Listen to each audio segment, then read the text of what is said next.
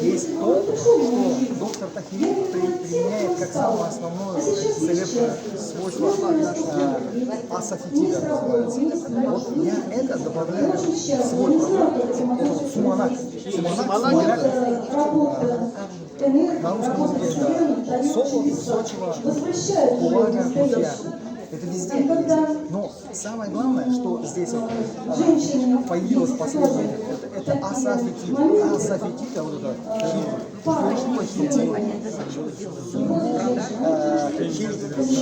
вот хильтит арабский. Это вот здесь антибиотиков очень много.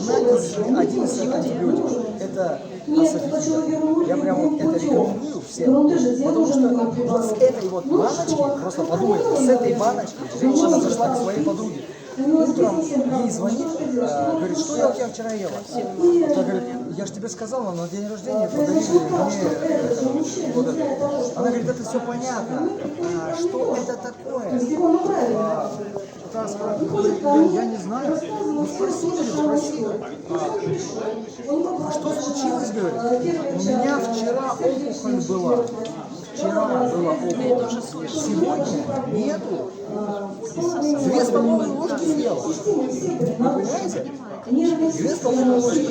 Вот что такое асафетида, вот что такое все вот эти драгоценности. Люди добрые, вот просто надо кушать то, из чего мы едим, и то одновременно, что выводит токсины. Наши предки заявляют, да будет пища вашей лекарством вашим, и да будет лекарством вашей пищи вашей. С чем я вас и поздравляю. У вас уже это есть. Можете позвонить, кушать, поздравить. Это земля.